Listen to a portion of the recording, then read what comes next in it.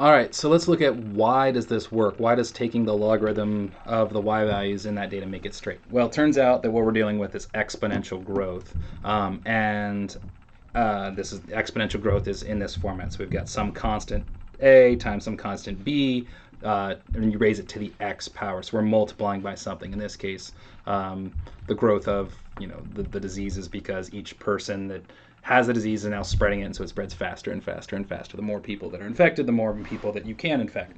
So at least it's going to grow exponentially for a while, when we know that curve eventually tops out. But for a while, we can use this exponential growth model to fit the data. Though that kind of brings up the point that we should be careful about extrapolating out too far, because we hope, and in theory, the model should change. We can't continue to grow exponentially forever. So here's why this works. If I take the exponential growth model, and I'm going to also do this on an example here, like this would be another example where you have your starting amount A, and then you have that rate of growth tripling. That's an extreme one compared to what we should be dealing with. And we'll actually get to a point where we can look at what is our growth rate currently. If we have exponential growth, if I take the logarithm of both sides, this is why this works out, this whole taking the logarithm business. If we take the logarithm of both sides, log of A, then we can use some logarithmic properties on this. So I've got log y, and then over here I got log of, and then this is log of that whole thing. Well, we know that from one of our properties, that sum property, we can write this as log a plus log b to the x.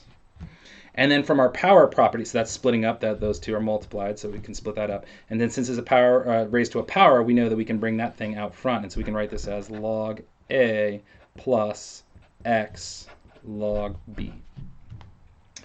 All right, and this is all still equal to log y. So I take the logarithm of both sides. So those two sides should still be equal. This ends up being the same relationship. These two relationships are the same. And what we see, an exponential relationship, is the same as this relationship.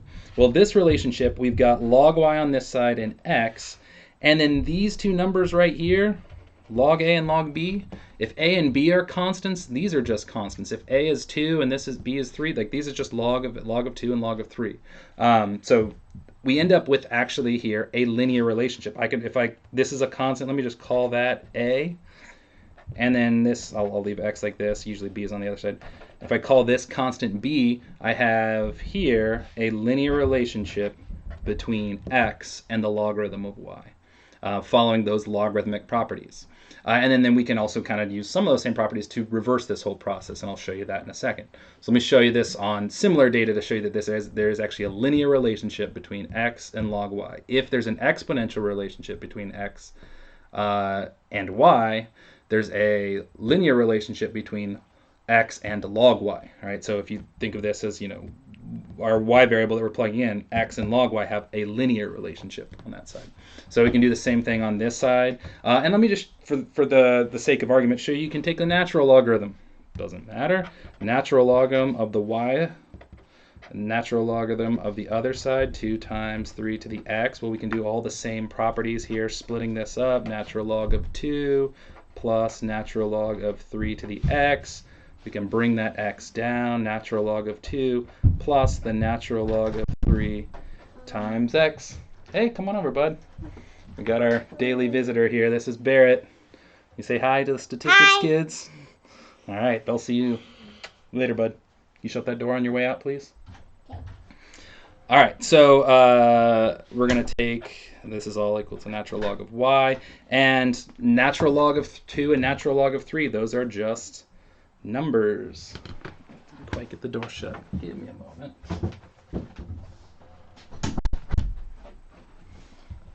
All right, so natural log of 2, let me show you, that's just a number. Natural log, that's log base e, of 2 is a number, 0.6931, 0.6931, and the natural log of 3, so this is x times whatever the natural log of 3 is, so the natural log of 3 is 1.0986. And then on the other side, I've got the natural log of y. So what I've got here now is that linear relationship between x and the natural log of y. And so if this is the relationship, if the relationship is exponential, if we plot x in the natural log of y or x in log y, we should have a linear relationship between those. So then what you can do is you can reverse this transformation. And so let me start on this data. If I want to solve for y, well, I can, the easiest way to do this, I don't know, there's a couple ways. This is natural log base e is a way of thinking of that. You can do e to that power, or we can just exponentiate on e. So I can do e to the natural log y is equal to e to this whole thing, 6.6931 plus x times 1.0986. So e to the natural log of y, those cancel, right? So that's saying what power goes on e to give us y. We're going to put that on e, so that cancels, and so we end up with just y. And then this, we can use exponent rules. So these two are being added. This is the same thing as e to the 0.6931 times e to the x times 1.0986. And then, so we can type that in. I'll type that in a second. We can do this. These two numbers are being multiplied, so we can actually rewrite that as a power to a power. We can write that as e to the 1.0986. I want to leave that. I want to figure out what that number is. All of that to the x, right? So we have those product of powers, and we can, split that up, power to a power. So I can type in those two numbers and see what we get, and we should get e to the 0.6931, so e to the point, and we could have done this with 10, I'll do this again with 10 in a second. E to the 0.6931 is basically 2, all right? Maybe a little rounding error there, but basically we get 2 times, and then e to the to that power, e to the 1.08 or 98, whatever that is. E to the 1.0986. 1.0986. Oh, shocker, it's basically 3. So I get 2 times 3 to the x. So we can kind of go back and forth. We went from exponential to this linear relationship between x and log y. Ultimately, the relationship is not linear. It's exponential. But we have a linear relationship between x and then a natural log of y in this case, kind of like we have over here. So there we can exponentiate on 10 and do pretty much the same thing and figure out what this is going to be. So if I do this, 10 to the log y is equal to 10 to the a, whatever a is. So that's actually the constant that our calculator splits out. And I'm going to show you this on our actual data from the other data set. Plus xb, we can do some of those same rules. These just cancel. We get y equals 10 to the a times 10 to the xb, and then we can write that as 10 to the b to the x power. And so we basically have, I'm writing that in parentheses as well. We have that exponential relationship, whatever those constants are that we figured out when we did linear regression. If we do like 10 to that power and 10 to this one, those end up being our a and b in this case. So let me show you that on our data we got when we looked at our COVID-19 relationship, right? And remember, in this case, x was the number of days since, I don't know, it was like starting on the 15th of March. And we did the logarithm of our y values, and we got this linear prediction equation. Well, I can take that same equation, and I'm going to exponentiate on 10. Rather than plug in values like this, we can actually come up with the original exponential relationship. And so we're going to do 10 to the log y, and that's really y hat, but I'm going to leave the hat out for now, is equal to 10 to the, let me make sure I got this, 10 to that whole thing. So 1.4087 plus 0.1385x. Okay, so that's the whole thing is in that exponent. These cancel, so we end up with y equals, and then we can start doing some of those exponent rules. 10 to the 1.4087 times 10 to the 0.1385x, which those two are multiplied, so we can rewrite that as 10 to the 0.1385 to the x. And so there's my base, and then we have 10 to the 1.4087 here. All right, and so there is ultimately our prediction equation. Let me evaluate those numbers. So 10 to the 1.1, 10 to the 1.4087. Ooh, 10 to the, oops, wrong button. Try that again. 10 to the 1.4087. So there's our starting number, 25.62 or 627, and then this is y hat. This is still our prediction equation, but it's a nonlinear prediction equation now.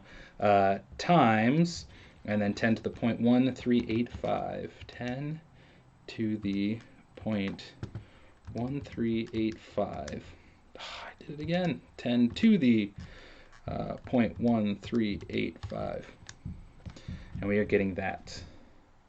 And so that's my base, 1.376, I guess. I can go to 3 decimal places to the x power. So this is our prediction equation. If I plug in 0, which I guess would have been last Saturday, we'll get that prediction. This is days since last Saturday. I guess 2 Saturdays ago, depending on how you want to say it.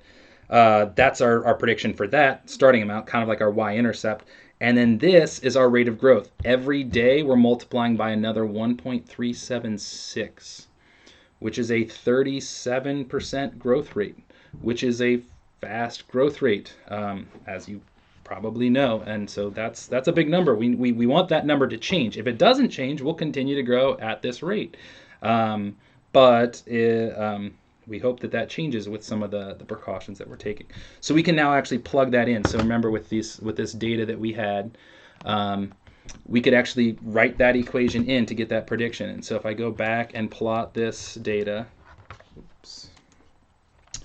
So I go back and get a plot of this data, L1, L2, and then clear out my y equals. Now let's look at the graph, zoom 9. There's our curving data. And so at this point, I should be able to actually type this equation in. So y equals 25.627 times 1.376 to the x, exponential growth. And let's see how that line fits. And man, it is exciting when it zips right through those points like that. Not that this whole situation is exciting, but when the curve hits the points, that's exciting. So yeah, there we go. There's our prediction model. And now I could use that equation to make my prediction. So, a day from now, what do I predict? And so we could go back in and I could plug that into y1, or the easy way of doing that is variables, y variables function. So here's what my prediction is for day 10. Tuesday, I'm expecting a 620, and this a little bit different, a little bit rounding error compared to my prediction from before.